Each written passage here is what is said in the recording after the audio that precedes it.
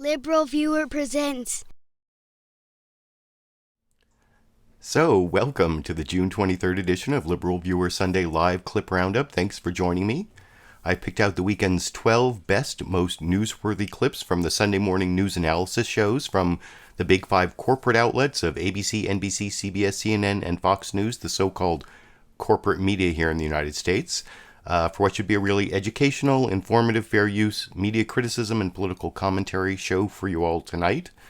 The political comedy I picked out is from HBO's Real Time with Bill Maher.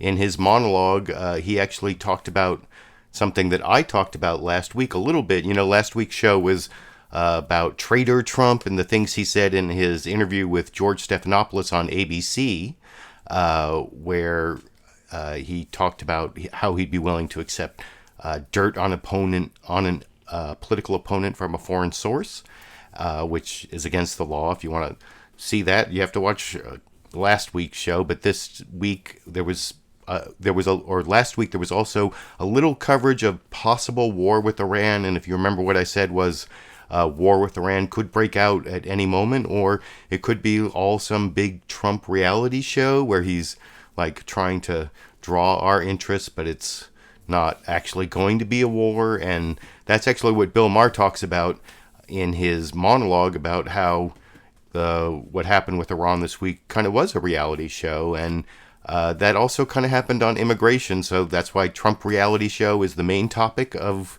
the live stream tonight for you all. And then I'll have a couple clips at the end on the 2020 Democratic candidate update that I usually do. This week it's Biden versus Booker, Joe Biden versus Cory Booker, on Senate civility and whether we should be getting along with segregationists. And I'll also have another session of the viewer input on my live stream roundup, probably either Thursday night or Friday morning, for the Wednesday-Thursday Democrat debate that I'll be taking clips. And I've already gotten some feedback from viewers, but I'll talk about that at the end. But as I promised, I'm going to start with about a 1 minute clip, little 1 minute, 1.25 minute clip from Bill Maher's monologue, where he talks about what happened with Iran. And he made one point that I didn't see made strongly enough, that when they talk about uranium enrichment, how Iran might violate the deal that they had with the United States and several other countries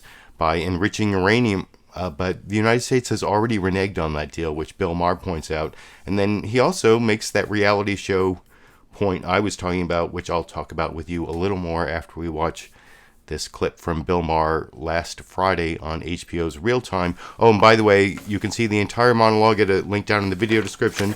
You can also see my clip list of my 12 clips, my notes to myself, if you want to try to decode my notes to myself, which sometimes I can't even decode, but good luck on that. But there's a link down in the video description to the source of all the clips, to my clip list, and here's Bill Maher's monologue from last Friday here. But enough about me. Let's talk about the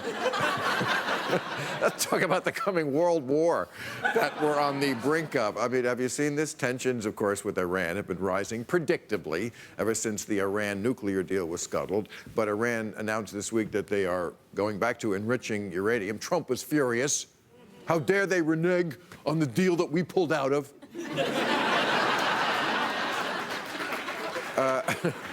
And then yesterday, one of our drones, $180 million plane, was shot down. And Trump said this morning that the attack was attack against Iran was completely ready to go.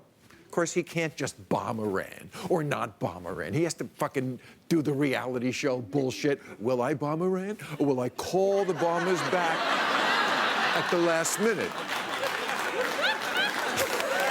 We'll find out. So stay tuned. So he says he's ready to start a war. He tweets out, "We're cocked and loaded." Which, exactly, it's not a thing. It's locked and loaded. And actually, if you want to watch the whole Bill Maher monologue, at the link down in the video description, you'll see he goes on to say that they did some research and found out that Cocked and Loaded is actually a gay porn video, and he comes up with this whole hashtag. But I was a little worried about showing that because a lot of my videos got demonetized in the last week, and I requested review, and like half of them get remonetized and the other half get demonetized, demonetized after manual review. And it's because of the whole Steven Crowder thing, I guess, or I don't know. But YouTube, what they call the Vox adpocalypse, I don't want to go into all of that, but my ad revenue is definitely going down. So if you want to support my channel and my continuing making of videos, there are some links down in the video description to direct contributions on PayPal and then monthly contributions on Patreon. At the $5 level, you get this hashtag LiberalViewer weatherproof vinyl sticker. You can put it on the bumper of your car if you have a car, or on something else if you don't have a car. And then at the $10 level, you get the sticker and this ACLU Constitution with a Know Your Rights with Police section in the back, and of course the entire U.S. Constitution's in there. And you'll see I will be referring to the Constitution when I get to the Bernie Sanders clip about who gets to declare war. But I digress, and I think that you saw the reality show point I was making before I showed the clip, and also the reneging, how can Iran renege on the deal that we already broke, or that, so there were several jokes there, but the serious news clips come up next, and first I'm going to show you the news summary from Chuck Todd. It's not as long as usual. It's only like 1 minute and 21 seconds because they devoted almost the entire show. Well, there was only really one newsmaker guest. It was the big Donald Trump interview, and then they showed some clips of Donald Trump interspersed with the panel coming in and analyzing what Trump said and doing a little fact-checking, because Chuck Todd did not do... he did a little fact-checking on Twitter. I've seen a lot of people criticizing Chuck Todd's interview on Meet the Press for not doing enough fact-checking, but before we even get to that, here is Chuck Todd's introduction, where he basically says this week was the pivot towards the 2020 election, and he talks about Trump doing that and the Democrats doing that and some of the issues, and importantly, he talks about how this election is going to be a referendum on Trump. And either you think he's making America great again if you like Trump, or you think he's unfit to be president if you don't. And I'll talk about that a little more after we watch that clip together here. Well, good Sunday morning. It's safe to say we're at one of the first pivot points of the 2020 election cycle. President Trump officially kicked off his re-election bid in Florida this week, though you could argue he's been running for re-election since he filed his papers the day he was inaugurated. At the same time, Democrats will unofficially hear the starting gun for their nomination fight when 20 candidates face off for 2 nights of debates this coming week in Miami. And even though he won't be there, President Trump will be a dominant presence at those debates. One way or the other, the 2020 election will be a referendum on Donald Trump. The president will argue he's a successful businessman turned president who's created a strong economy, appointed conservative judges, ended unnecessary regulations, and reestablished a sense of a strong and, yes, feared America around the world. In short, he'll argue he's made America great again. Democrats will say he's a bigot who's praised neo-Nazis, caged children, lied shamelessly, and embarrassed America before the world. In short, they'll argue he's unfit for the office. I sat down with President Trump Friday morning for an interview that touched on, well, almost everything, from the crisis at the border to the Mueller report to whether he'll accept the results of the election if he loses. But we started with his decision just hours earlier to call off a retaliatory strike after Iran shot down an unmanned American drone. And I will have that clip and also 2 more clips, one on the awful situation, conditions of people held in these detention camps near the border, immigrants, asylum seekers. I'll have a clip on that, and then a clip on Nancy Pelosi and impeachment and what Trump thinks about impeachment. I'll have 3 clips from the NBC News interview of Donald Trump and my commentary on those clips coming up. But I have 3 more news summaries I want to show you quickly before I get to that. You'll see that the CNN and the ABC news summary, the next 2 I'm going to show you, both talk about how Trump brought us to the brink and then brought us back from the brink. CNN talks about both the Iran strike that Trump called back and then, or decided not to order or whatever. The facts seem to be changing on that all the time, especially if you're believing what Donald Trump says about it. But and then also on immigration, how there were supposed to be immigration raids this weekend that Trump called back because of, because he's going to give the Democrats 2 weeks to fix the asylum problem and the loopholes in our immigration laws. And anyway, I'll talk about that a little more after you watch the CNN State of the Union introduction with Jake Tapper, where Jake Tapper says the State of the Union this week is on the brink and back and feeling a little bit of whiplash, and then talks, like I said, about immigration in Iran, as I'll talk about with you a little more after we watch together here. Hello, I'm Jake Tapper in Washington, where the state of our union is to the brink and then back. You might be feeling a little whiplash this week after President Trump reversed course on two major decisions, one domestic, one international. On Saturday, the president announced he was delaying mass deportation raids planned for today after threatening all week that millions of undocumented immigrants would be removed just hours before those raids on migrant families were set to begin. And just minutes ago, he followed up, quote, I want to give the Democrats every last chance to quickly negotiate simple changes to asylum and loopholes. Probably won't happen, but worth a try. 2 weeks and big deportation begins. The president's domestic reversal comes only days after the president seemed to use a similar strategy with Iran, which New York Times journalist Peter Baker described as, quote, speak loudly and carry a small stick. Again, using Twitter, President Trump said he had stopped a military strike with just minutes to launch, saying he did not think the potential human casualties inflicted by such a strike was proportional to the downing of a U.S. drone. The president announced, quote, major additional sanctions will be imposed on Iran Monday. And sources confirmed the U.S. had launched a cyber attack against Iran last week after Iran attacked ships in the Gulf of Oman. Joining me now to discuss this and much more is the Vice President of the United States. Oh, I will have a clip of Vice President Pence also from CNN State of the Union. He was on a couple different shows, and I have one clip of him interspersed with the Trump clips coming up. You saw there, I think Jake Tapper did a good job of laying out the context of Trump's vacillation on Iran, I don't know, and on, to the brink and back. And that also comes up in Martha Raddatz's introduction to ABC's This Week with George Stephanopoulos from this morning. Not so much on immigration. It's pretty much all Iran. They really heavily concentrated on Iran. I've talked about Martha Raddatz before, how she's like heavily connected to the U.S. military industrial complex.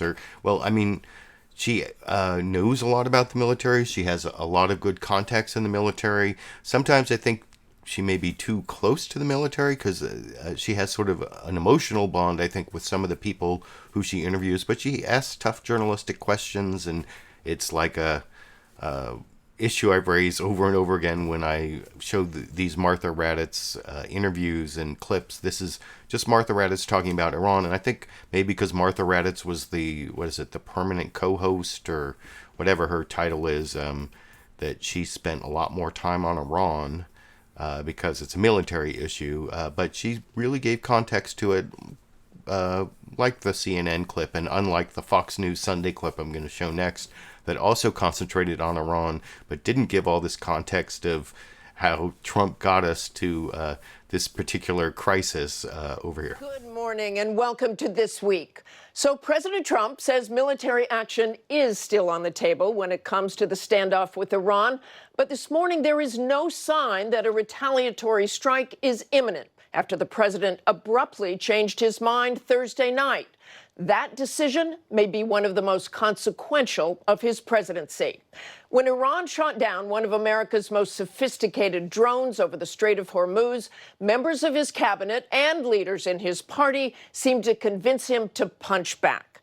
But Friday, Trump explained his last-minute reversal, tweeting, "We were cocked and loaded to retaliate on 3 different sides. But because of potential casualties, the president decided the response would not be proportionate." Of course, politics looms large over all of this. The president campaigned on ending wars in the Middle East, and a new conflict could cost him crucial votes. Candidate Trump in 2016 called America's foreign policy a complete and total disaster with no vision. Fast forward to this week. We're left asking, what is President Trump's foreign policy doctrine? It's clear it's one of tough talk. Recall his fire and fury threats against North Korea. And this week, he made this bold declaration. I'm not looking for war. And if there is, it'll be obliteration like you've never seen before. So far, he's approved a cyber strike on Iran and doubled down on inflicting punishing sanctions. That strategy he's employed before. The escalating tensions come a little over a year since President Trump pulled out of the Iran nuclear deal. The ripple effects of that move are crippling Iran's economy. So was this escalation predictable? I was in Tehran just a few weeks ago and asked Iran's Foreign Minister Javad Zarif what it would take to get our two countries back to the negotiating table. Threats against Iran never work. Never threaten an Iranian. Try respect. That may work. Let's bring in ABC's James Long. And they had even more coverage. They had former chair of the Joint Chiefs of Staff talk about how Trump's story of just getting the casualty estimates like 10 minutes before the strike was ready to go don't really make sense, because he would have been briefed on that all throughout the process. And there was really good coverage on ABC about the Iran issue.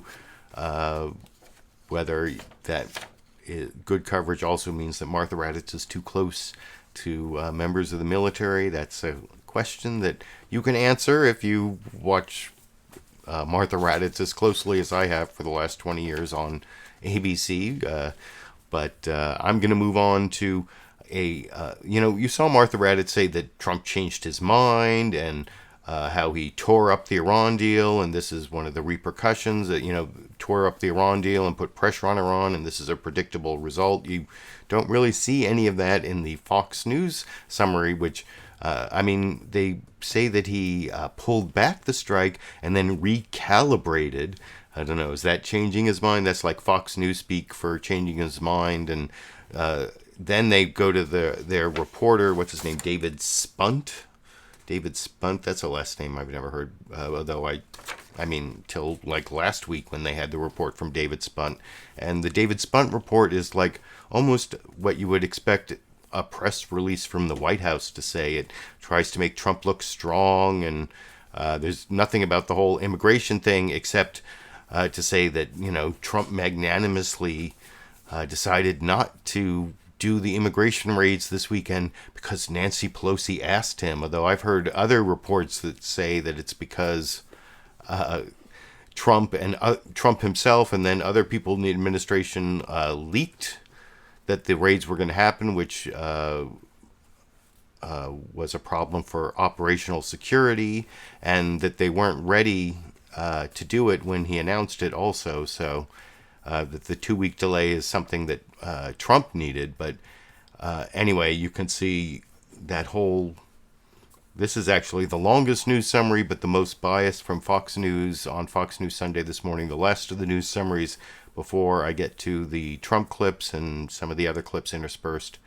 But anyway, I'll talk about this a little more after we watch the Fox News summary. Chris Wallace and David Spunt together over here.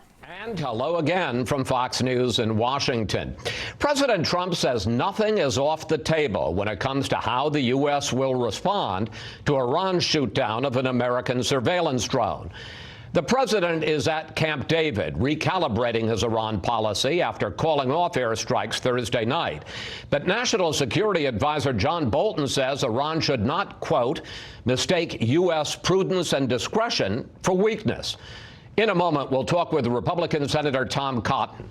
But first, let's bring in David Spunt with the latest from the White House. David. Chris, President Trump returns to the White House from Camp David later this afternoon. He spent the night there before leaving for the camp yesterday on the South Lawn. He said that dialogue is his #1 priority with Iran. Then a few hours after getting to Camp David, he tweeted that major sanctions would take place tomorrow. President Trump making it clear he wants to avoid war with Iran.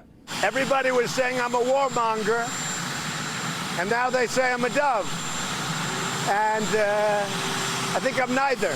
The president says that's why he aborted airstrikes. I don't want to kill 150 of anything or anybody unless it's absolutely necessary. if the leadership of Iran behaves badly, then it's going to be a very, very bad day for them. With few specifics, the president tweeted major additional sanctions will be imposed on the country. The president says he hopes Iran becomes a productive and prosperous nation again. The president also holding off on arresting thousands of illegal immigrants Sunday morning. Fox News has confirmed House Speaker Nancy Pelosi called President Trump to ask him to delay the planned ICE raids, a hint of bipartisanship, and the president obliged. Now, President Trump basically said that he's giving Congress only a couple of weeks. Congress, on this hand, has only a few more working days, Chris, before their July 4th recess. Then President Trump said those deportations would begin. Now, on another note, we can tell you that President Trump apparently sent a letter to Kim Jong-un in North Korea. This is being reported from the White House. Reportedly, Chairman Kim from a North Korean news agency said the letter was excellent. A senior national security advisor said that President Trump and Kim Jong-un would not be meeting for another summit anytime soon. Chris, back to you from the White House. David Spunt reporting from the White House. David. So, yeah, that's the new Fox News reporter, David Spunt, who I never saw till last week. And I think I pretty much pre-criticized that clip before I showed it. But don't you think that David Spunt report was pretty much spun as the White House itself would spin it if they had control? And I don't know, sometimes because, well, it seems almost like there is coordination there, but could there be collusion between the White House and Fox News? Yeah, pretty much. We know Sean Hannity, and then they had, well, I don't want to go into all that, but that was the last of the news summaries. Now I'm going to get to the newsmaker clips, including the three big Trump clips interspersed with some either contrasts or actual refutations. The first clip I want to show is Chuck Todd asking Donald Trump what happened, last night. He did the interview on Friday. So what happened last night when you called off the attack? And you'll hear some of this has been played a lot in the news. And this is, about how he called back the airstrike on Iran, but this is the longest clip I'm going to show you tonight, or no, the second longest clip I'm going to show you tonight. It's 4 minutes, 21 seconds, rambling Trump policy on Iran, and this is the first time you can tell me you think Chuck Todd is doing a good job following up, getting Trump to talk, pointing out things he says that aren't true. I mean, this isn't the worst. When I get to the immigration one where he blames the whole thing on Obama, that's where it goes really bad. But here's the Iran clip, which I'll talk about with you after we watch it together over here. We start right in. What happened last night? Well, you had a situation that was very bad because the night before they shot down an unmanned drone. And the unmanned is a very big factor, the fact that there was not a person on it, a U.S. person on it or anybody. And that had an impact on me. I said, well, we got a little problem. And I think they did that on purpose because they understand that they will be hit very hard if that were a plane with a person in it. And I think they knew that there was nobody there. So we had a very, modest but pretty heavy attack schedule. And this was a pre-plan that you had, something that if they did something, you had something. These were sort of ready-made plans to use if necessary. Oh, I have so many targets you wouldn't believe. Right. We have targets all over. So did you green-light something, or had you said, if we do it, I'll do this? What was the order you gave? Nothing is green-lighted until the very end because things change, right? So you never gave a final order? No. But we had something ready to go subject to my approval. And they came in, and they came in about a half an hour before. They said, sir, we're about ready to go. I said, I want a better planes definition. In the air? Were planes in the air? We're about ready to go. Yeah. No, but they would have been pretty soon. And things would have happened to a point where you wouldn't turn back or couldn't turn back. So they came and they said, sir, we're ready to go. We'd like a decision. I said, I want to know something before you go. How many people will be killed? In this case, Iranians. I said, how many people are going to be killed? Sir, I'd like to get back to you on that. Great people, these generals. They said, came back, said, sir, approximately 150. And I thought about it for a second. And I said, you know what? They shot down an unmanned drone, plane, whatever you want to call it. And here we are sitting with 150 dead people that would have taken place probably within a half an hour after I said go ahead. And I didn't like it. I didn't think it was proportionate. You think they were trying to provoke you? No, I don't think so. And I think it was very important that they, to them, don't forget, their economy... You don't think they intended to get you to respond militarily? Their economy is shattered. Shattered. So what's the message? Their inflation is through the roof. They've never had the highest in the world right now, worse than any place. They're living not well. Do you want to do a separate deal with Iran, or do you want to get everybody involved in the same deal? Get the Russians, get the Chinese. I don't care what kind of a deal. It can be separate or it can be total. But it's one-on-one talks, you and the Ayatollah? Is it one-on-one talks, you and the Ayatollah, or you and the president? It doesn't matter to me. You know, here's what I want. Anything that gets you to the result, they cannot have a nuclear weapon. It's not about the Straits. You know, a lot of people covered it incorrectly. They never mentioned. They cannot have a nuclear weapon. They'd use it. And they're not going to have a nuclear weapon. Did you send a message last night? You know, Reuters is reporting that you sent a message to the Iranians saying, I don't want war. It's wrong. I want to talk. I did not send that message. I did not send that message. I don't know who. Okay. I don't know who would have said that. Send a message right now to the Ayatollah. I mean, it's fake news. Then send a message right now to the Ayatollah. Wouldn't be much different than that message. Which is? I'm not looking for war. And if there is, it'll be obliteration like you've never seen before. But I'm not looking to do that. But you can't have a nuclear weapon. You want to talk good, otherwise you can have a bad economy for the next 3 years. Not as far as I'm concerned. No preconditions. And you'll talk anyway? Here it is. Look, you can't have nuclear weapons. And if you want to talk about it, good. Otherwise, you can live in a shattered economy for a long time to come. Do you feel like you were being pushed into military action against Iran by any of your advisors? I have two groups of people. I have doves and I have hawks. Yeah, you have some serious hawks. I have some hawks. Yeah, John Bolton is absolutely a hawk. It's up to him. He'd take on the whole world at one time, okay? But that doesn't matter because I want both sides. You know, some people said, why did you put, I was against going into Iraq for years and years. And before it ever happened, I was against going into Iraq. And some people said, oh, I don't know. I was totally against. Now, as a private citizen, it never made sense to me. I was against going into the Middle East. Chuck, we've spent $7 trillion in the Middle East right now. What would candidate Trump have said? So there is Donald Trump's foreign policy, Donald Trump on Iran. I mean, Chuck Todd did a good job of getting him to talk, but not so much following up on what he said that didn't make a lot of sense. The whole idea that he just got the casualty estimate at the end. He did get him to say the planes weren't in the air, but they were going to go soon. Which kind of contradicts what he originally tweeted, and where it seemed like he called back planes that were in the air. But one question Chuck Todd didn't ask there at the end. Also, like I said, this is not the first Chuck Todd no follow-up interview clip. But I would ask, who are, John Bolton, yeah, he's, and Mike Pompeo, they're like the hawks in the administration. He said hawks and doves, though. Who are the doves in your administration? And I don't really see who those people are, but if you can name a dove currently, I mean,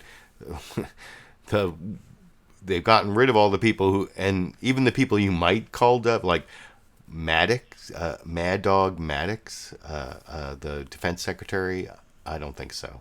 I mean, at least he had military experience, unlike, there's the acting Secretary of Defense who just left, and I don't want to go into all that, but I want to get to a rebuttal of that clip. Each of the Donald Trump clips, I haven't put the three of them together. There's like a rebuttal clip or a contrasting clip for each one. This is sort of a rebuttal clip from Senator Bernie Sanders, where you'll see Margaret Brennan on CBS's Face the Nation ask him if he's happy that Trump called back his airstrike. And he kind of laughs. You'll see at the beginning of this clip.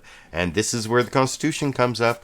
If you have your ACLU Constitution I was talking about earlier, turn to page 9 or Article 1, Section 8, where Article 1 gives Congress powers and defines the legislative power. Article 1, Section 8 gives lots of powers to Congress, one of which is the power to declare war, which I'll talk about a little more after Bernie Sanders talks about it with Margaret Brennan on CBS's Face the Nation this morning over here. Calling off the strike on Iran was actually applauded by some Democrats, including House Speaker Nancy Pelosi. We traveled to Columbia, South Carolina Saturday and asked Vermont Senator Bernie Sanders if the president made the right decision. See, it's like somebody setting a fire to a basket full of paper and then putting it out. He helped create the crisis, and then he stopped the attacks. The idea that we're looking at a president of the United States who, number one, thinks that a war with Iran is something that might be good for this country. He was just doing a limited strike. Oh, just a limited strike. Oh, well, I'm sorry.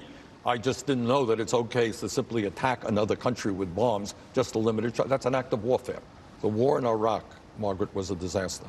I believe from the bottom of my heart that a war with Iran would be even worse, more loss of life, never-ending war in that region, massive instability. So I will do everything I can, number one, to stop a war with Iran. You know, let's remember what we learned in civics, you know, when we were kids. It is the United States Congress, under our Constitution, that has war-making authority, not the President of the United States. If he attacks Iran, in my view, that would be unconstitutional. So if you are commander-in-chief, you will ask Congress for permission before you engage in any kind of military action? Look, there are some times of emergency situations.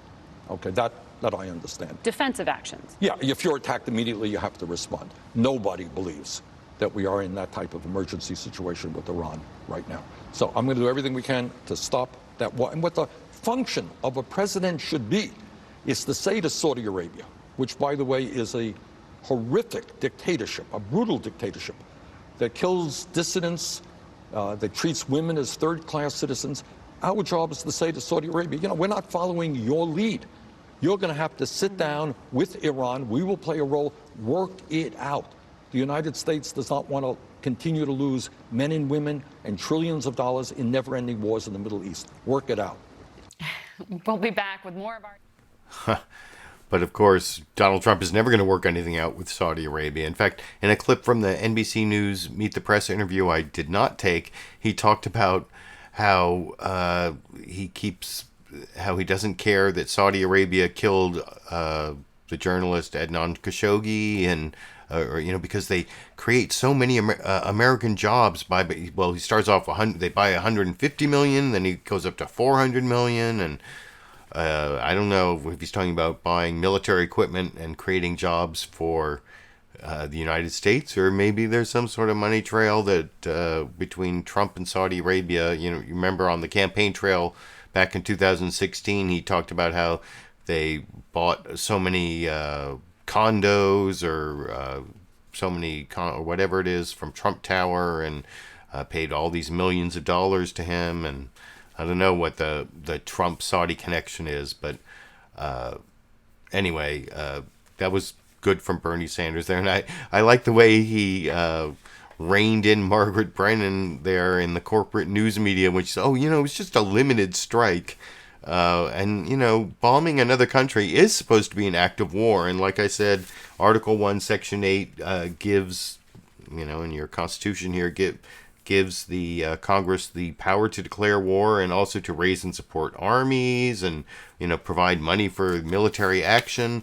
The only thing is, if you have your ACLU Constitution, turn to page 15, or it's Article 2, Section 2 starts, the President shall be the Commander-in-Chief of the Army and Navy of the United States. So, President is Commander-in-Chief. That means he gets to order the military around.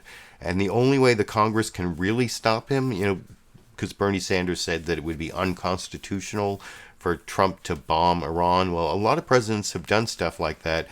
And the only way Congress can really stop it is if the House and the Senate pass a resolution and override a presidential veto, or if there is a presidential veto, cutting off funding, or they put in like the must-pass defense budget or whatever. They put something in there that says no money can go to funding this military action. If they cut off funds, then courts will uphold it.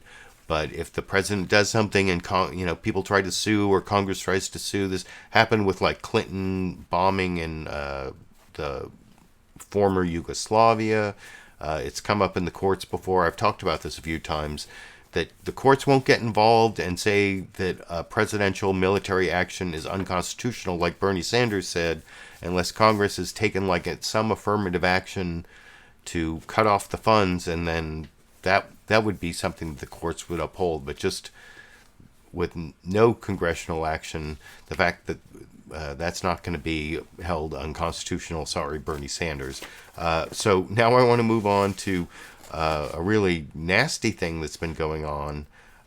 This is the conditions in these detention camps. You know, Alexandria Ocasio-Cortez called them concentration camps, and you know, if you know the whole history of the term concentration camp, it's actually not inaccurate. Although if you're like a Holocaust purist and you're thinking of Nazi concentration camps, they don't rise to the level of, you know, Auschwitz or but maybe some of the early German concentration camps before they became like the death camps. You know, you're getting to that level. And I mean, a concentration camp is really just detaining civilians without trial, and you know, the asylum proceedings are civil. It's not a criminal thing. Immigration is not, I mean, crossing the border illegally is a misdemeanor. Actually, Julian Castro, in a clip from one of the news shows I didn't take, talked about how we should repeal that and decriminalize crossing the border.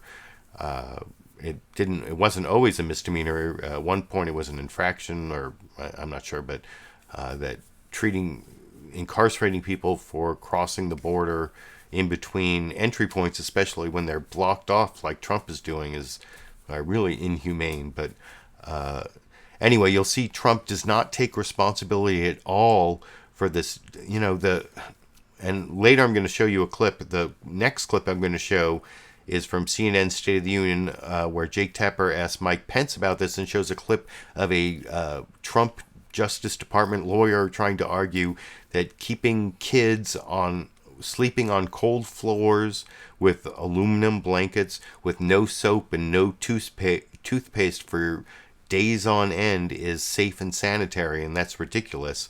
But here you'll see in Chuck Todd asking Trump about that, and here Chuck Todd really lets him get away with blaming it on Obama, which is just not true. I mean, Obama did some bad things that I'll talk about with you after we watch this 2.5-minute clip from NBC News' Meet the Press Together over here. Going down with the children in these migrant camps.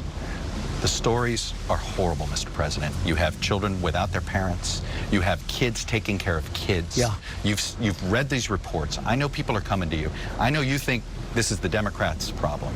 Well, forget it. Why aren't you doing some of it? Are you ready? They are in terrible shape down there, Mr. President. Down in Homestead, Florida, that's where I grew up. The conditions are terrible. I agree. And it's been that way for a long time. Do something. And President Obama built the cages. Remember when they said that I built them, and then it was 1914. Do two wrongs make a right? It was 2014. Chuck, just listen for 1 second. Separation. President Obama, I took over separation. I'm the one that put it together. What's happened, though, are the cartels and all of these bad people. They're using the kids. It's almost like slavery. Well, let's not punish the kids more. This has been happening. The kids are getting punished more. You're right, and this has been happening long before I got there. What we've done is we've ended separation. You know, under President Obama, you had separation. I was the one that ended it. Now, I said one thing. When I ended it, I said, here's what's going to happen. More families are going to come up, and that's what's happened. But they're really coming up for the economics. But once you ended the separation, but I ended separation. I inherited separation from President Obama. President Obama built, they call them jail cells. They were built. Let's talk about what's happening now. Your administration, you're not doing the recreation, you're not even schooling these kids anymore. You've gotten rid of all that stuff. We're doing a fantastic job under the circumstances. The Democrats aren't even approving giving us money. Where is the money? You know what? the Democrats are holding up the humanitarian aid. It looks like these kids are being used as some sort of, is it hostage? Well, they are being used. They are being used by very bad people on the other side, where they actually get paid. Money is being made using them because our laws are so bad. Because if you have a child, you have an advantage. You know that better than anybody. And what should happen, But why Chuck? let the political debate hurt these Chuck, children? They could be impacted for years. If the Democrats would change the asylum laws and the loopholes, which they refuse to do because they think it's good politics, everything would be solved immediately. But they refuse to do it. They refuse to do it. You know what? If they changed, as I used to say 45 minutes, it's 15 minutes. If they changed asylum and if they changed loopholes, everything on the border would be perfect. Let me ask you this. Why do you think Nancy Pelosi has held off? I have that last clip coming up about Nancy Pelosi and impeachment, but I mean, Chuck Todd did not do a great job in that clip following up. I mean, one follow-up question I would ask, I mean, in addition to trying to refute all, you know, I was involved in if you go back and look through my channel, if you search my videos with the word immigrants' rights, you'll see me standing up for immigrants' rights during the Obama administration. As you know, I do volunteer work for the ACLU. When I speak, I don't speak on behalf of the ACLU, but I'm a proud member of the ACLU, and I've worked on issues in the past, and including immigrants' rights. And the ACLU stood up against the Obama administration, the deporter-in-chief, and there were some family separations and people being held too long in detention, seeking asylum, and there were basically the Obama administration had to desist because of the whole Flores settlement, and actually set up a system of ankle bracelets and other methods to get 60 to 70% of asylum seekers who are released into, not in detention, who are released into society, actually come back for their court hearings, which Mike Pence said was not true. And in a clip I'm not going to show, though, that was right before this clip I am going to show, where Jake Tapper confronted him, as I said, with this Justice Department lawyer arguing that making kids sleep on cold floors for days with no soap and no toothpaste, and I mean, the conditions are terrible. And you'll see Jake Tapper shows Vice President Mike Pence a clip of this Justice Department lawyer and cross-examines him pretty well, although I think he might give Mike Pence a little bit too much credit when he says, you're a father, you're a man of faith, because what they're doing to the people, not just children, even adults are living in terrible conditions in these detention camps, whether you want to call them concentration camps or not. The conditions are really awful and, dare I say, unchristian, since this is our very Christian Vice President Mike Pence responding to a lot of good cross-examination from Jake Tapper that I'll talk about a little more after we watch on this whole immigration issue, both with the immigration raids that were planned and called off at the last minute for 2 weeks, and also the terrible conditions at the border, which this starts off with here. Congress right now, but let me ask you, over the last week, legal advocates reported some horrific conditions for children at the border. At the same time that was going on, the Trump administration was actually arguing in court this week that the Trump administration should not be obligated to give soap or toothbrushes or showers to children detained at the border. Take a listen to this clip of a Trump administration lawyer before a judge. If you don't have a toothbrush, if you don't have soap, if you don't have a blanket, it's not safe and sanitary. Well, wouldn't everybody agree to that? Do you agree to that? Well, I think there's fair reason to find that those things may be part of safe and sanitary. Maybe are a part. Aren't toothbrushes and blankets and medicine, basic conditions for kids, aren't they a part of how the United States of America, the Trump administration, treats children? Well, of course they are, Jake. Well, the lawyer was arguing the opposite. I can't speak to what that lawyer was saying. Yeah. It's one of the reasons we asked for more bed space. Right. When for we were this negotiating with supplemental Congress. money, yeah. When we were negotiating during the government shutdown. Oh, okay. And Democrats in Congress refused to expand the bed space and the capacity for us to detain people. This is going on right our now. Borders. It's one of the reasons why we continue to call on Congress to give DHS, Customs and Border Protection, additional resources at the border. But this is the wealthiest again, nation in the world. We have money to give toothpaste and soap and blankets to these kids in this facility in El Paso County right now. We do. Of course we do. So why aren't we? My point is, it's all a part of the appropriations process. Congress needs to provide additional support to deal with the crisis at our southern border. But we've got to get to the root causes. We've got to close the loopholes that human traffickers, as we speak, are using to entice vulnerable families to take the long and dangerous journey. I'm not taking issue north. with any of that. But I'm it's talking also about the the kids. Just listen to this. But Jake, it's also the reason why the president, a few short weeks ago, said that Mexico needed to step up. And they did, and they are. He was going to begin to impose 5% tariffs, escalating from there. I was in those negotiations on day one with the Secretary of State. And now, as we speak, Mexico is sending 6,000 National Guard to their southern border. Right, exactly. And to for their the border, first their time southern border. ever, they have agreed to allow all asylum seekers from Central America to remain in Mexico while they're being But I'm talking about processed. the kids. I'm talking about the kids in our custody right now. Just listen to this. This is the New Yorker citing a team of lawyers who just visited a here's the hard fact. As I said, I'll answer your question. I just want to read this quote. The conditions the lawyers found were shocking. Flu and lice outbreaks were going untreated. Children were filthy, sleeping on cold floors, taking care of each other because of the lack of attention from guards. I know you. You're a father. You're a man of faith. You can't approve of that.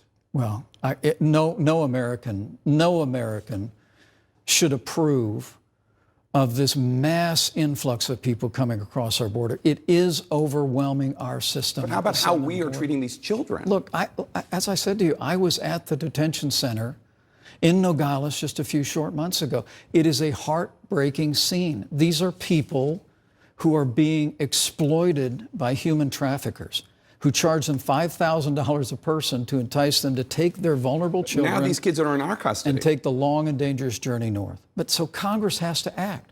I mean, I was about to say to you, look, now with what Mexico is doing on their southern border, and with their agreement now to have 100% of asylum seekers from Central America remain in Mexico. I mean, the truth is, in the last 10 days, Mexico has done more to secure our southern border than Democrats in Congress have done in the last 10 years. And that has to change. Okay. And I'm not disputing what you're saying there, but I would say that I'm talking about the kids on our southern border right now. Yeah. And you have the power right now to go back to the White House and say, we need to make sure that these kids, first of all, that there are people taking care of them so it's not 12-year-olds taking care of 3-year-olds. And second of all, that they have soap, that they have toothbrushes, that they have combs, that we're taking care so they don't all get the flu. Jake, you know that. Jake, look, I've been down there, head down there. Go look around. Our Customs and Border Protection personnel are dedicated men and women. They are doing their absolute level best every day. They literally, I heard of the number of hospital runs that they make on any given day because people who take that long and dangerous journey north are often assaulted along the way. Young women are sexually assaulted along the way. It is horrific what is happening at our border, and we know how to fix it. President Trump has said we could fix this in 15 minutes if the Democrats will sit down with us, close the loopholes, provide the resources we need to deal with the influx. But if we close the loopholes and send a clear message to our allies in the region, whether it's Mexico or Guatemala or other nations, that the days of this porous border are over, we will end this crisis of illegal immigration and the flow at our border. And that, along with border security, will end this crisis. I think Democrats would argue that they want to do a deal with President Trump, but he hasn't showed any inclination. But I do.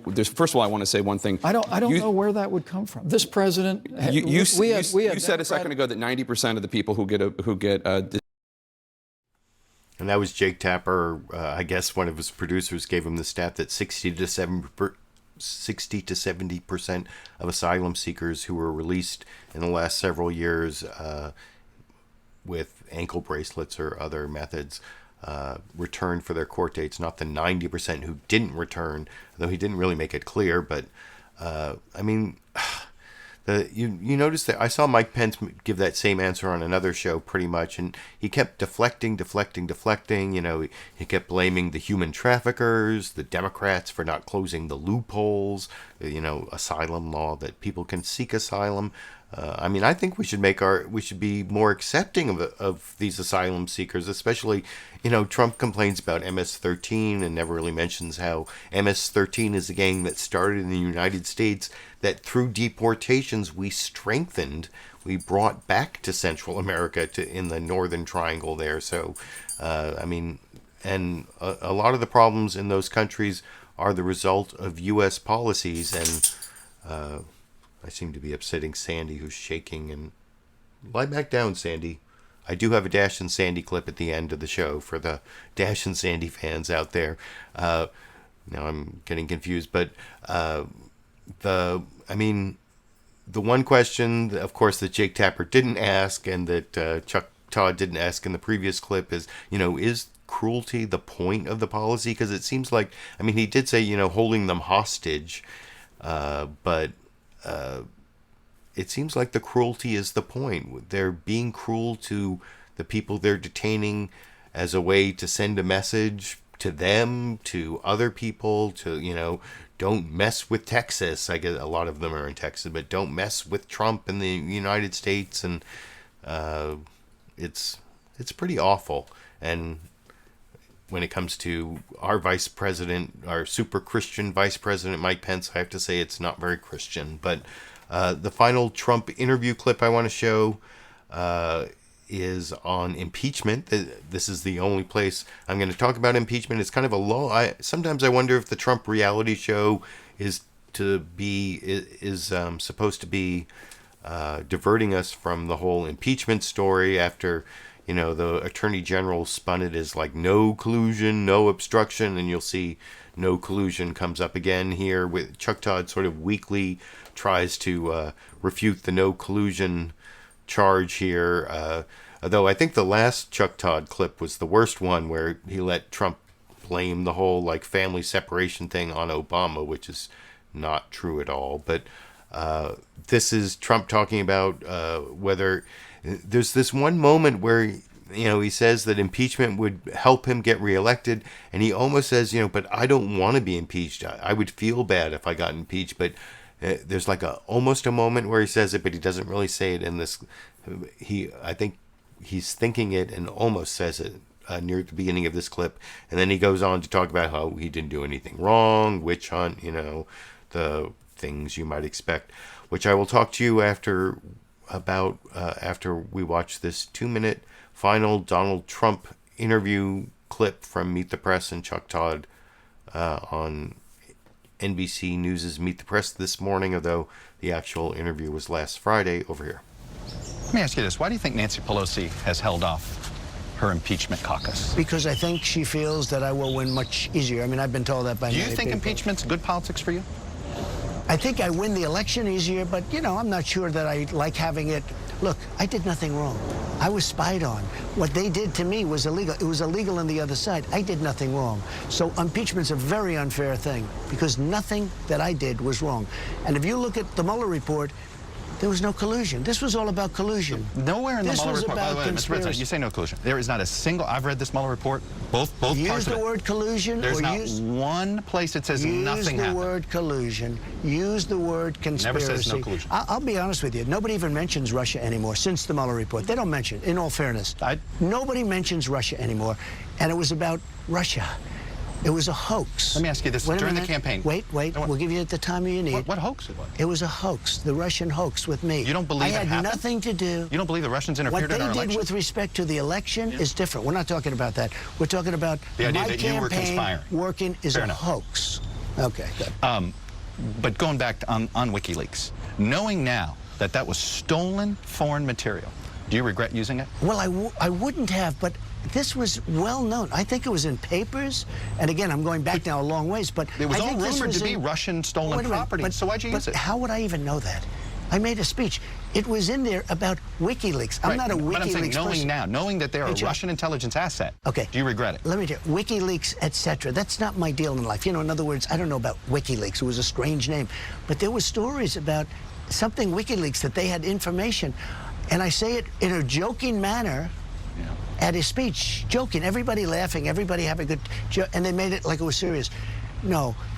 I don't want anything bad to happen to our country. Anything bad happens to this country, I will end it, and I'll end it fast. I don't want any of that to happen. You're going to see Vladimir Putin in a week. Yes. Anything bad happens to this country, I'm going to stop it and stop it fast. That is the kind of vague promise that Donald Trump is known for. But the rest of it, I mean, he did weekly go for the no collusion thing there, but the rest of it, where he brought up WikiLeaks, but didn't bring up the fact that if you read the Mueller report and the Roger Stone indictment, Roger Stone communicated through Guccifer, was it 2.0? I can't remember the number. Guccifer 2.0, 3.0.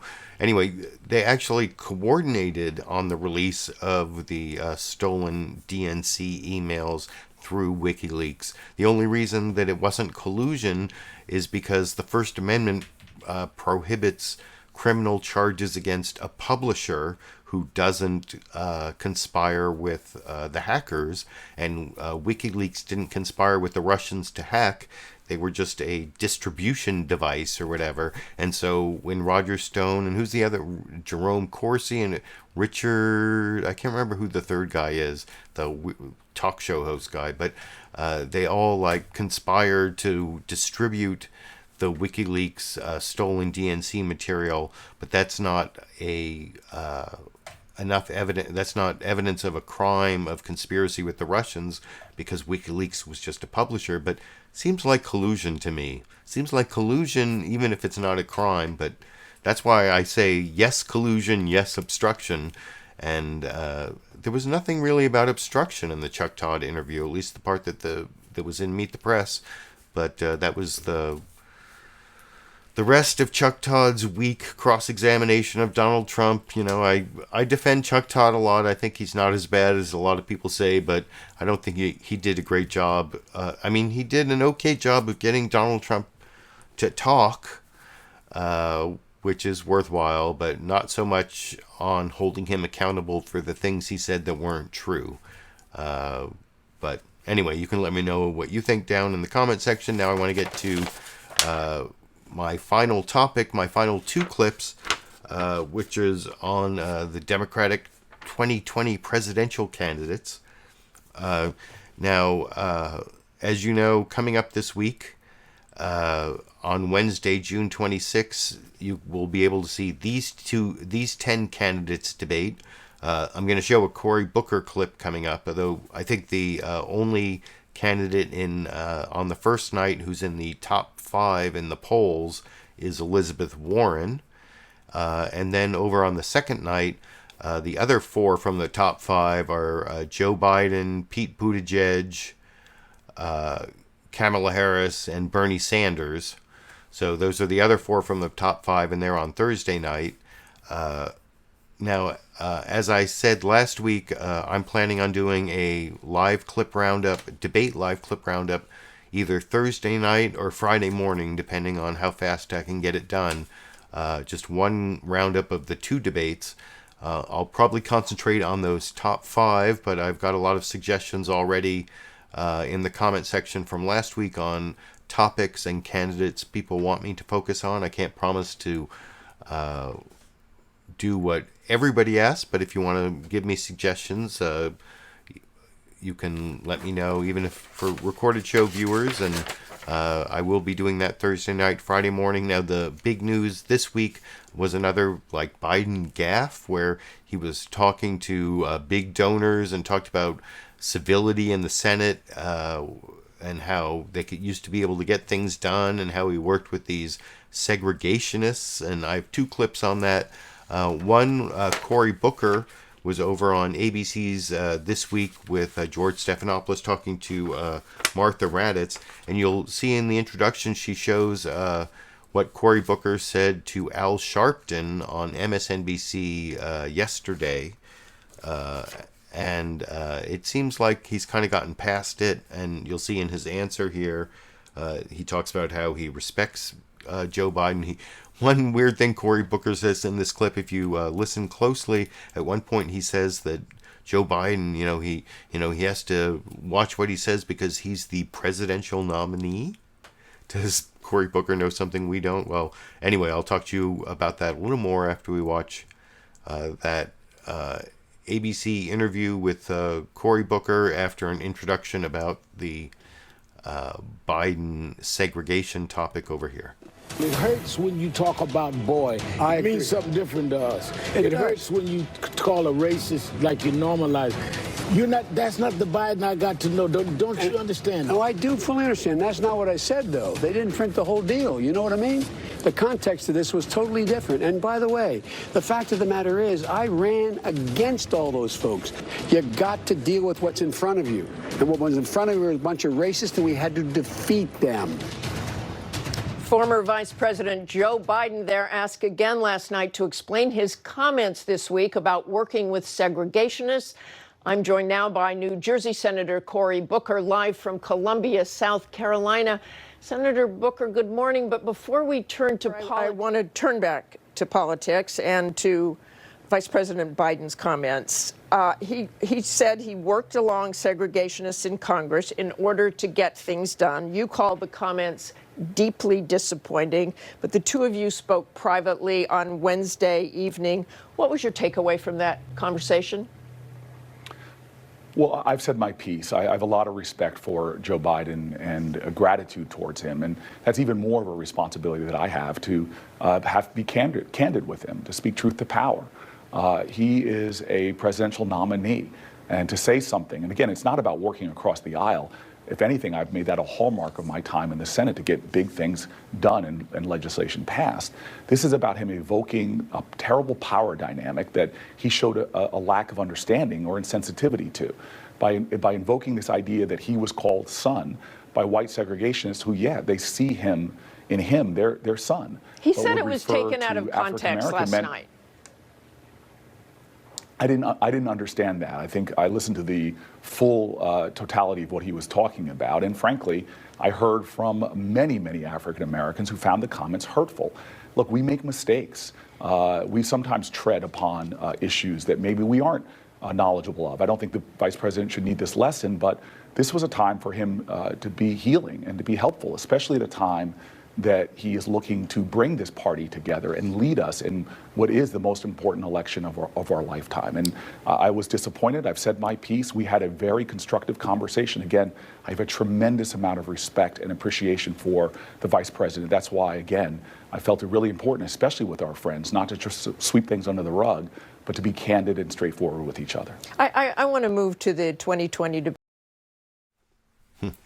And if you go to a link down in the video description, you can see Martha Raddatz ask Cory Booker how he's going to try to stand out in the presidential debates. He's on the first night with Elizabeth Warren. Before the clip I showed, they mostly talked about Iran and what he would do about Iran. You can also see that if you watch the full show. But what was interesting about that clip compared to this next clip is it was much more conciliatory, both the clips that ABC showed and then the way Cory Booker was talking.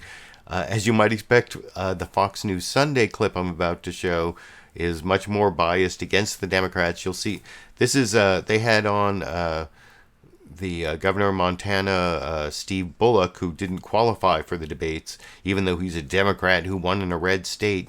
And you'll see Chris Wallace sets him up asking him about the Biden comments with clips that are much more divisive. Both a reporter asking Biden about when Cory Booker said that Biden should apologize for what he said, that, Cory Booker should apologize. And then Cory Booker on Wednesday getting outraged about it before they actually talked and kind of reconciled and had the much more civil tone that you heard from Cory Booker in that last clip. You can see Fox News Sunday trying to make it as divisive as possible, and Steve Bullock's answer is pretty weak. which I'll talk about with you after we watch that final news clip together over here. You talk about working with and getting bills through the Republican-controlled legislature in Montana, which brings me to Joe Biden, who talked this week about how he used to work with segregationist senators to get legislation through.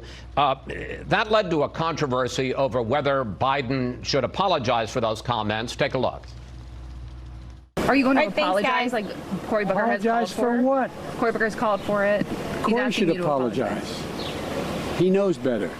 There's not a racist bone in my body. I've been involved in civil rights my whole career, period. For his posture to be to me, I've done nothing wrong, you should apologize, I'm not a racist, is so insulting and so missing the larger point that he should not have to have explained to him. Governor, what do you think of what the former Vice President Joe Biden said? And do you think some of your Democratic rivals in the field are too focused on ideological purity over practical politics? Well, Chris, and I certainly work to maintain decent relationships in my state house. And I think that the Vice President's illustration of that we need to work with other individuals and folks that we may not agree with all the time is a valid point. That's what I do here in Montana. Might not have chosen those specific senators from a perspective of giving the shout out to who he's been able to work with. My guess is most people don't know where you stand on issues. So yeah, Steve Bullock there didn't even say the word segregationist. That was a pretty weak answer, but like I said before, I showed that clip. Fox News Sunday definitely picked the most divisive Biden and Booker clips to make the Democrats look as if they were as fighting as possible. I don't know. You can let me know what you think down in the comment section. And like I said, that's the final clip for tonight. I did promise a bonus Dash and Sandy clip I was going to show you. No big allegories this week, just showing how Sandy can lie motionless in her little bed there while this is Sandy the dog, while Dash the cat walks by and goes outside in the final 17-second Dash and Sandy clip I have for you tonight over here. So that authorities can charge suspected human traffickers and drug smugglers. What's your response? Well, we already have another legal mechanism to do that.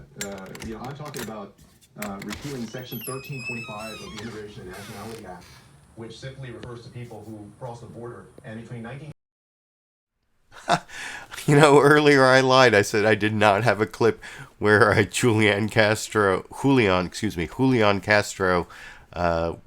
made his proposal to decriminalize crossing the border, but you heard it in the background of that Dash and Sandy clip. That was Julian Castro saying that he wanted to repeal the federal law that makes it a misdemeanor to cross the border. It's not even illegally proper. Unauthorized crossing of the border or whatever is a misdemeanor.